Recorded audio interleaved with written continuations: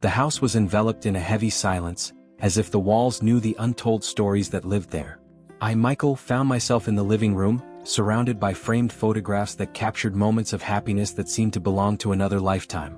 In the images, radiant smiles from my wife and son seemed to watch me, but now they were shadows of the past.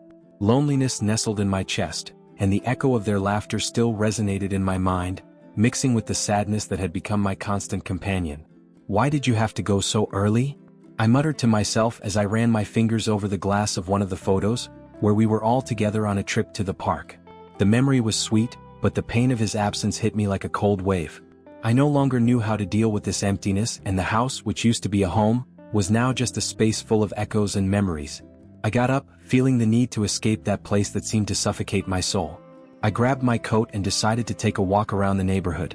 The sky was cloudy and the smell of rain was in the air, but it didn't matter. I needed some fresh air, a distraction from my dark thoughts. As I walked through the deserted streets, I let my thoughts wander. I used to have hopes and dreams, but they were lost over time. What happened to me? I asked myself. How did I get to this point? A small part of me longed for a connection, for a conversation with someone, but the fear of rejection had always stopped me from opening up. Loneliness was a prison I had built myself, and the key was lost somewhere in my heart. Then, without warning, the sky fell.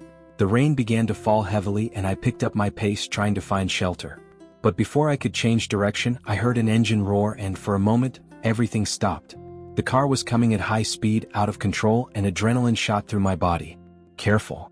I shouted, but my voice barely came out, suffocated by the sound of the vehicle. In an instant, everything became a blur. I felt a strong hand push me aside, and then I was thrown to the ground. The impact was brutal, but I didn't feel any pain immediately. Everything was confusing, the rain mixed with the adrenaline, and my heart was racing. I looked to my side and saw a man, a complete stranger, falling next to me. He was panting, but there was a sparkle in his eyes that I couldn't identify. "Are you well?" he asked, his voice worried as he tried to get up. I don't know what happened," I replied, still stunned. "You saved me." The man smiled, but there was a shadow in his eyes. "I couldn't let that happen. You were in the way." The connection between us was palpable, as if, in that moment, two lonely souls had found each other in the midst of chaos. I stood up, still shaking, and helped him up. "My name is Michael," he said, extending his hand. "And you?" "Ethan," he replied, shaking my hand firmly. There was something about his presence that made me feel like he somehow understood my pain. We stood there in the rain, both of us trying to process what had just happened. The storm that raged seemed a reflection of our own internal storms. "You shouldn't be here," Ethan muttered, looking around. "It's dangerous." "I know," I replied, feeling the need to get it off my chest. "But sometimes loneliness is even more dangerous." He nodded, and in an instant something changed. We were no longer strangers, but two souls who somehow understood each other amidst the disorder. "Let's go to your house, you need to dry off," I offered without thinking much. The idea of having someone there, even for a moment, seemed comforting to me.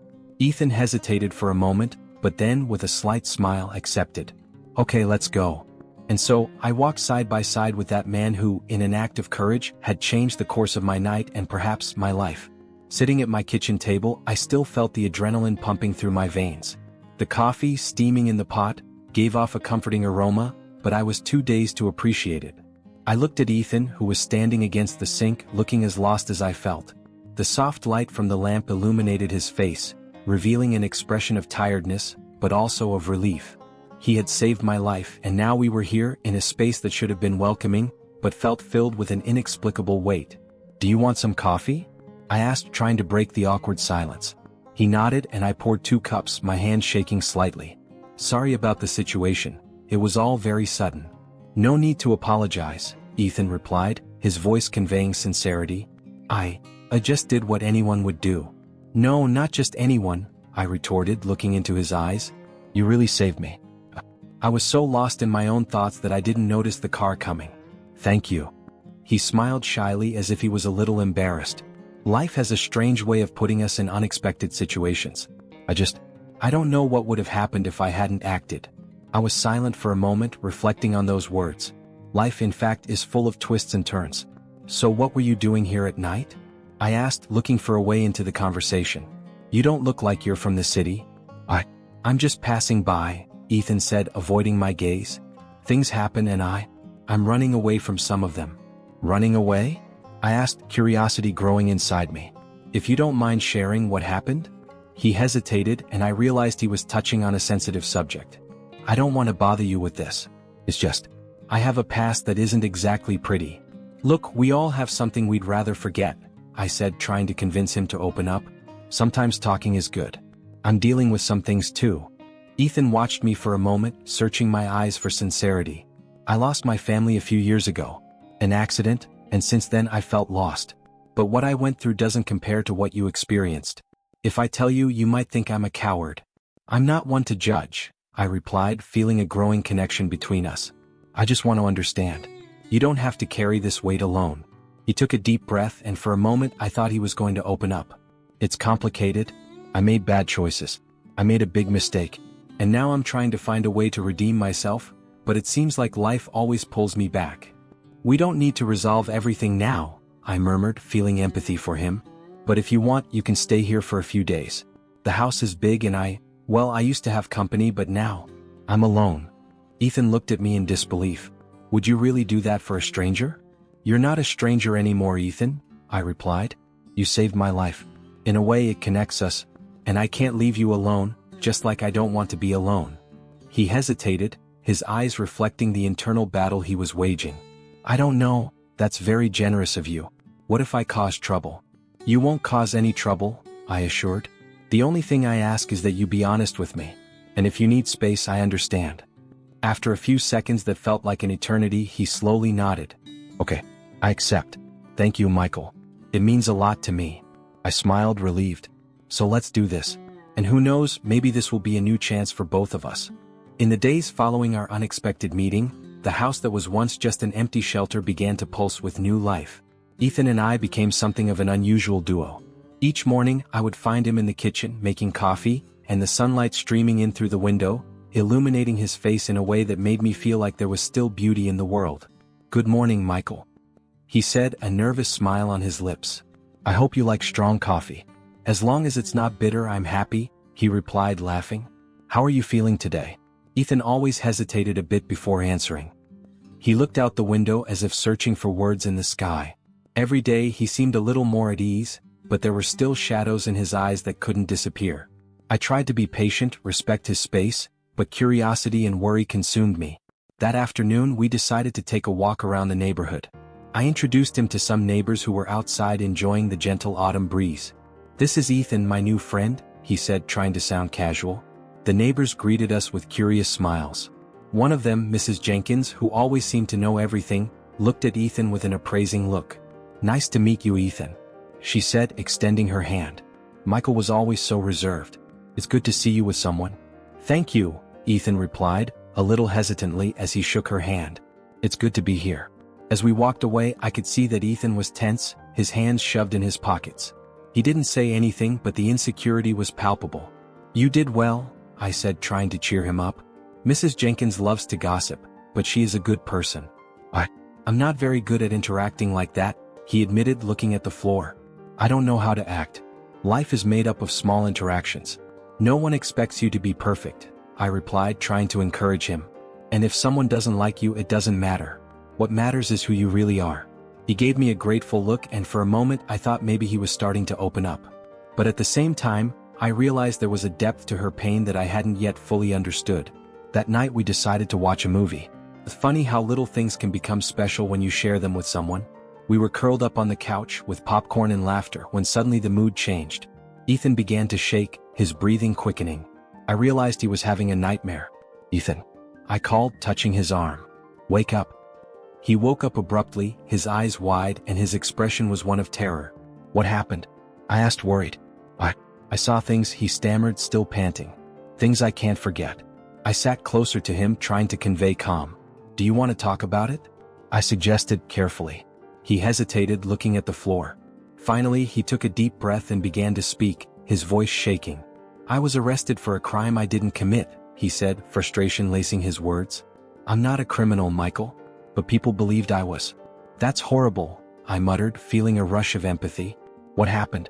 Ethan looked at me as if weighing his words. I don't want you to see me as a monster. I just wanted a chance to be heard. You're not a monster, Ethan. You're a friend. And if you need someone to listen, I'm here, I assured, touching his arm again. The connection between us was deepening, and I knew this revelation was just the beginning. He looked me in the eyes, and for a moment, the pain in his gaze began to dissipate. "Thank you, Michael," he whispered, gratitude reflecting on his face. "I don't know what I would do without you."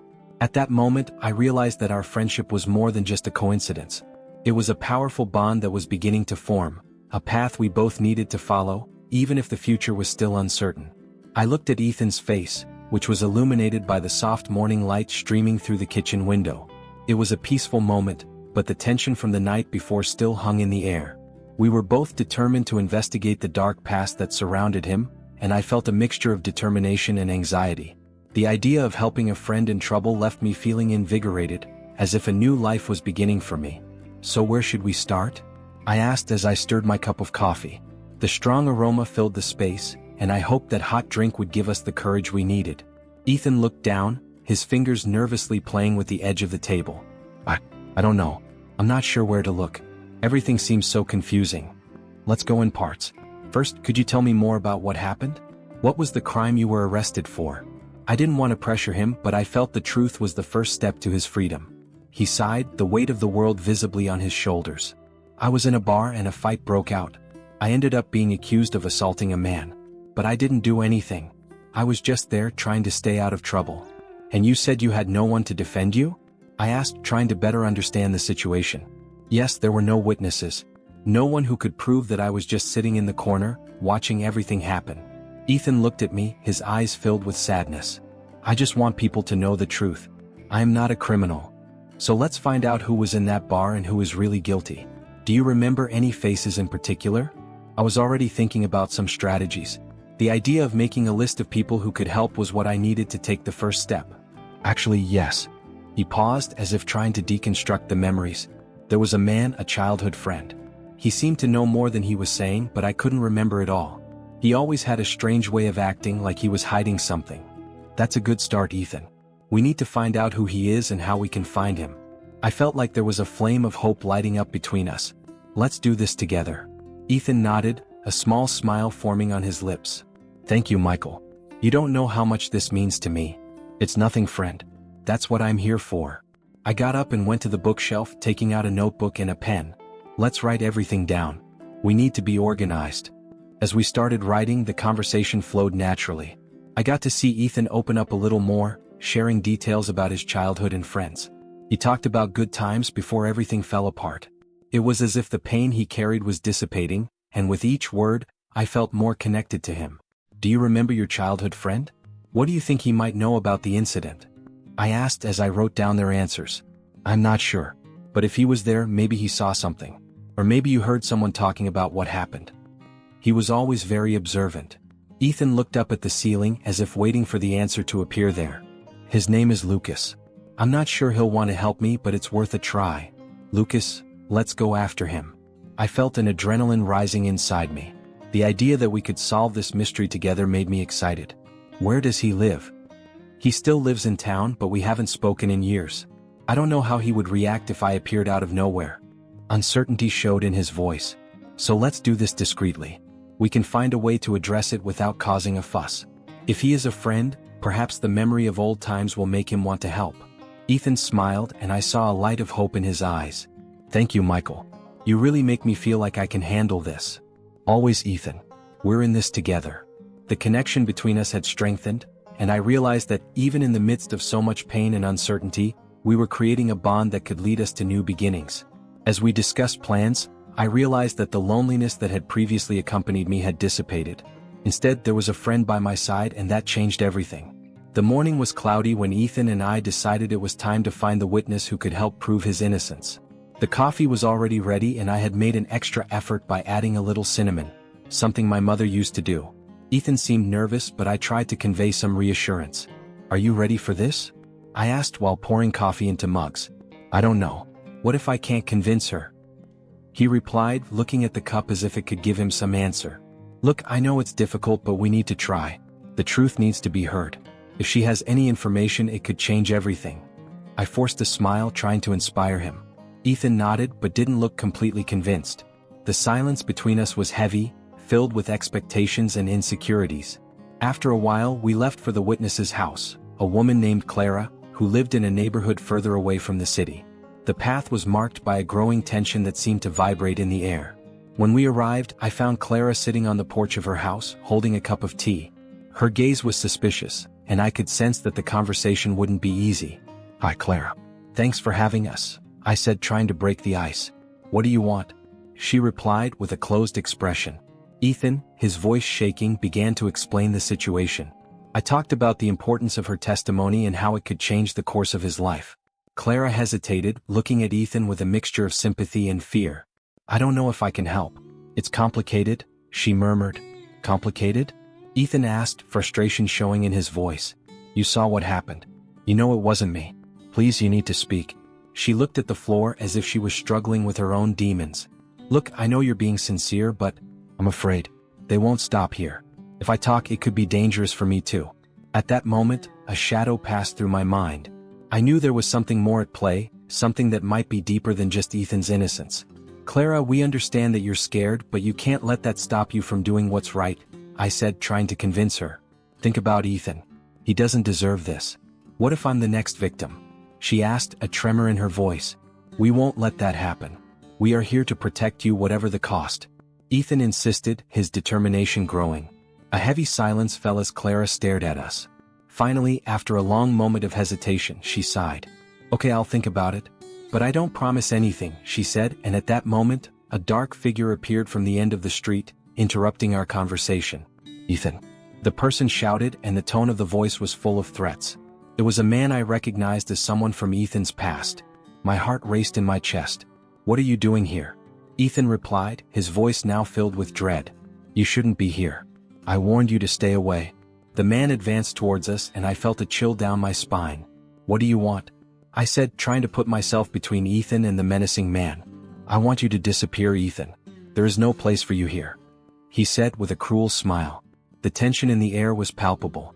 I knew we weren't safe, but I couldn't let Ethan be intimidated by that guy. "We're not afraid of you," I replied, trying to keep my voice steady. But actually, I was scared. Fear of losing Ethan and this new chance he had brought into my life. As the situation unfolded, I realized that the risk of losing this friendship was becoming more real than ever. Ethan's past wasn't just a shadow, it was a concrete threat that could collapse everything we had built together. And at that moment, I knew the fight for his innocence was just beginning. The air was tense that night when Ethan's past finally became present. I was at home, the living room light faintly illuminating the room, when the door opened abruptly. Ethan walked in, pale as a sheet of paper, and right behind him was the figure I already knew well. Lucas, a friend Ethan had mentioned in some of our conversations. But what I didn't know was that Lucas wasn't an ordinary friend, and upon seeing his face, a wave of discomfort ran through me. "Ethan, you shouldn't have come back. I warned you to stay away," Lucas said, his voice carrying a veiled threat. "I'm not going to let you go through with this, Lucas. You no longer have control over my life," Ethan replied, his tone challenging, but I could hear the tremor in his voice. He was scared, and I couldn't allow that to continue. "You don't know who you're dealing with. I'm the one who can end you again," Lucas growled, his eyes cold as ice. I stepped in front of Ethan, feeling the adrenaline pumping through my veins. "If you want to argue, do it with me. Ethan is not an object you can manipulate," I said, trying to convey confidence even though my heart was racing. Lucas laughed, but it wasn't a genuine laugh. It was a laugh that carried contempt. "You don't even know who he really is. He's not the innocent you think," Lucas shot, and for a moment, doubt hit me. But I knew I couldn't let myself get carried away with that. I had seen the pain in Ethan's eyes and knew he didn't deserve to be treated that way. "He arrives. If you have something to say it now." "I'm tired of your lies and threats," Ethan shouted, courage rising within him. He was getting up, and I supported him, putting a hand on his shoulder. "Ethan, you don't have to do this alone. We're together," I said, trying to reinforce our alliance. Lucas, realizing that things were slipping out of his hands, began to back away. "You think this is just a game? I have evidence that could incriminate you again. And not only that, I can finish him off." He pointed at me as if I were a mere detail in Ethan's story. "Evidence? What evidence can there be if you are the real criminal?" Ethan replied, now with fervor. The tension was palpable, and I knew this was his chance. "You don't know anything. But you'll find out," Lucas shouted, almost in despair. Before I could react, he was out the door, leaving a trail of threats in the air. The room was silent for a moment, until Ethan collapsed onto the couch, breathing heavily. I just wanted to live in peace, Michael. I didn't want that to come back. You are not alone, Ethan. Let's end this once and for all, I said, sitting next to him. Let's get the evidence you have. If Lucas really has something against you, we have to expose it. Ethan looked at me, his eyes filled with gratitude mixed with fear. Would you really do that for me? You have your life, your routine. What about the loneliness I experienced? Doesn't that count? You gave me a purpose, Ethan. I won't let you face this alone, I replied, determined. The connection we had became stronger and stronger. Over the next few days, the atmosphere in our house changed. Organizing the information, Ethan and I began to unravel the web of lies that surrounded him. I went with him to his old lawyer, who reluctantly began to open up about the flaws in Ethan's case. It was on a rainy afternoon that we found the witness that could change everything. She was hesitant to tell us, but with Ethan's support, we were able to convince her. I just want justice. I can't live with this, she finally said, tears in her eyes. It was the moment we had been waiting for. In court, as the truth began to emerge, Lucas was unprepared for the avalanche of evidence that unfolded. The witness stood up and courageously exposed everything, revealing that Lucas had fabricated evidence to incriminate Ethan. You can't do that. You don't understand what's happening, Lucas shouted in despair, but it was too late. The truth was out there, and Ethan could finally see the light at the end of the tunnel. When the judge banged the gavel, declaring Ethan innocent, I couldn't hold back the tears.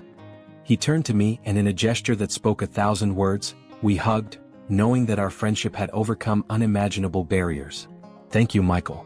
Your friendship saved me. You saved me, Ethan whispered, and in that moment, I knew we had found something much deeper than we thought. A new life, a new beginning, and an indestructible bond.